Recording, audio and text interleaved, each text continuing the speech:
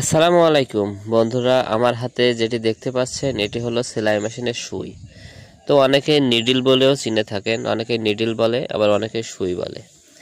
তো এই সুচ যদি আপনার ভালো মানের না হয় বা ভালো কোম্পানির সুই না হয়, তাহলে দেখা যায় যে নর্মাল সুই লাগানোর কারণে আমাদের মেশিনের অধিকাংশ সময়, বেশিরভাগ সময় সুতো কাটে বেশি। এবং আরেকটা রোগ, সেটা হলো যে সুই ভাঙা।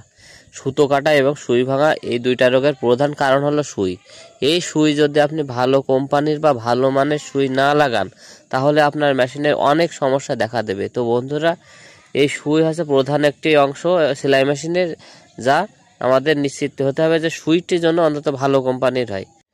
অনেকেই কমেন্ট বক্সে জানতে চেয়েছেন যে ভাই, বাংলাদেশের ভিতরে কোন কোম্পানির সুই সব থেকে ভালো বেশি, বা কোন সুই ব্যবহার করলে আমাদের মেশিনের কোনো অসুবিধা হবে না।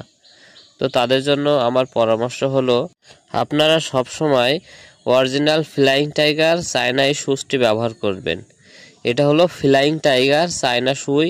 এই ফ্লাইং টাইগার চায়না সুইচটি আপনি butterfly, singer, flying man, south China, Indian সুই ধাগা, রানি, জ্যাক, ডাইসি, তামান্না, আপনি যে মেশিনই বলুন, বাসা বাড়িতে যে মেশিনগুলো চালানো হয় সব মেশিনে আপনি লাগাতে পারবেন।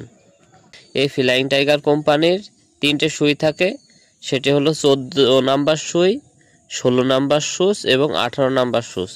14, 16 এবং 18। তো আমি আবারও বলছি, অরিজিনাল ফ্লাইং টাইগার সুই আপনারা ব্যবহার করবেন। এই সুইটি ব্যবহার করলে আপনার মেশিনে সুতো কাটা এবং সুই ভাঙা রোগ কখনোই দেখা দেবে না। তবে আপনাদের জন্য আমার একটি পরামর্শ হলো, আপনারা সব সময়ের জন্য সেলাই মেশিনে অন্তত 16 নাম্বার সুইটি ব্যবহার করবেন। এই সুইটি ব্যবহার করলে আপনার মেশিনের পুরু এবং পাতলা উভয় কাজ করতে পারবেন। দেখা যায় যে 14 নাম্বার সুই লাগালে একটু পুরু হলে ভেঙে যায়, বা 18 নাম্বার সুই হইলে একটু পাতলা হইলে ছিদ্র ছিদ্র হয়ে যায়। সেই ক্ষেত্রে 16 নাম্বার সুইটা আপনারা মেশিনে ব্যবহার করবেন, তাহলে আপনাদের কোনো সমস্যা হবে না। সুই ভাঙা এবং সুতো কাটা রোগ কখনোই কোনো সমস্যা হবে না।